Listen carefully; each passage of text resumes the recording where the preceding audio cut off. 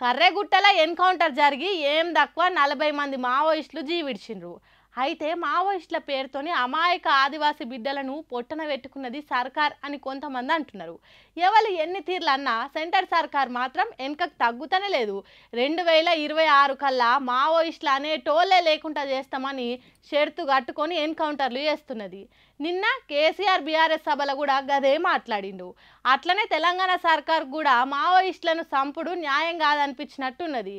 ఏం చేసిండ్రో చూడండి. ఏమంట కేసీఆర్ ఆపరేషన్ కగార్ గురించి మాట్లాడిండో కాంగ్రెస్ సర్కార్లో కూడా కదలికి వచ్చినట్టు అనిపిస్తున్నదట కొందరికి. హాగు అందుకే పెద్దలు జానారెడ్డి ఇంటికి పోయి దాని మీద ఏం చేద్దామనే ఆలోచనలు వంచుకుంటుండట సీఎం రేవంత్ రెడ్డి. ఆనాడు రాజశేఖర్ రెడ్డి సీఎం ఉన్న కాలంలో మావోయిస్టులతోని చర్చలు జరిపిన అనుభవం జానారెడ్డికి ఉన్నది కాబట్టి హాగు దాన్ని ఉపయోగించుకునేందుకు కలిసిండ్రట.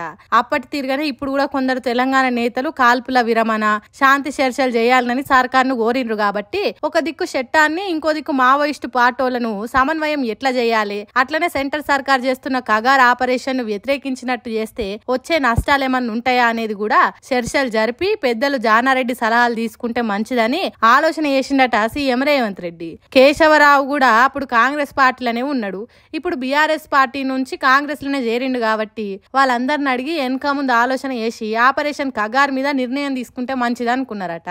మావోయిస్టులు అయ్యవ్వలను వదిలిపెట్టి అడవులల్లా బతికేది పేరు కోసము పైసల కోసము కాదు, జనం మేలు కోసమే పోరాటాలు చేస్తున్నారు కాబట్టి వాళ్ళని కాపాడుకునే బాధ్యత తీసుకోవాలని నిర్ణయం తీసుకున్నారట. మరి చూడాలి పెద్దలు జానారెడ్డి ఏం సలహాలు ఇస్తాడు, వాటిలో సీఎం రేవంత్ రెడ్డి ఎంతవరకు పాటిస్తాడు, అట్లా తెలంగాణ కాంగ్రెస్ సర్కార్ సెంటర్ సర్కార్ చేస్తున్న కగార్ ఆపరేషన్ ను ఎట్లా ఆపుతుంది అనేది ముందు ముందు తెలుస్తుంది. ఇక కాంగ్రెస్ పార్టీలా కాసింత గట్టిగా మాట్లాడుతున్న వాళ్ళు ఎవరన్నా ఉన్నారు అంటే అది కోమటిరెడ్డి రాజగోపాల్ రెడ్డి అని అంటున్నారు. మొన్ననే జానారెడ్డిని ధృతరాష్ట్రుని పాత్ర పోషిస్తున్నాడు, నాకు మంత్రి పదవి రాకుండా చేస్తున్నాడు అని గట్టిగా అన్నాడా. ఇగో ఇప్పుడు సొంత అన్నను కూడా సోయుందా అంటున్నాడు. ఏంది అంత మాట అన్నాడు అనే కదా మీరు పరిశాన్ అయ్యేది.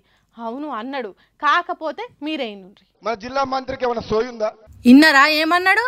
ఈ జిల్లా మంత్రికి ఏమన్నా సోయి ఉన్నదా అంటున్నాడు. వెనక స్టేజ్ మీదనే కూర్చున్నారు ఆ జిల్లా మంత్రులు కోమటిరెడ్డి వెంకటరెడ్డి ఉత్తమ్ కుమార్ రెడ్డిలు. అరే మమ్మల్ని గంత మాట అన్నాడేంది అని కూడా అనుకోకుండా తమ పనేదో తాము చేసుకుంటా పోతున్నారు. మరి ఆయన అట్లెందుకు అన్నాడు, వాళ్ళు ఇట్లెందుకు పట్టించుకోకుంటున్నారు అంటే రాజగోపాల్ రెడ్డి అన్నది ఇప్పటి మంత్రులను కాదు, మాజీ మంత్రి జగదీశ్వర్ రెడ్డిని మనసులో పెట్టుకుని అన్న మాటలు అవి. అవును ఆ తర్వాత మాట్లాడిన మాటలు వింటే అర్థమవుతుంది. వెంకటరెడ్డి గారిని విమర్శించేది అసలు ఆయనకు ఆత్మ గౌరవం ఉందా, కేసీఆర్ తో మాట్లాడే దమ్ముందా? ఇక్కడ ఉన్నది, ఇక్కడ ఉన్న ప్రజానాయకుడు మా ఎమ్మెల్యేలు ఎంపీలు మేమందరం మామూలు వాళ్ళం కాదు, అసాధ్యులం. ఏదంటే అది కొట్లాడతాం, ఈ నల్లగొండ జిల్లాని అభివృద్ధి చేస్తాం. ఆ సత్తా ఇప్పుడున్న నాయకులకు ఉంది.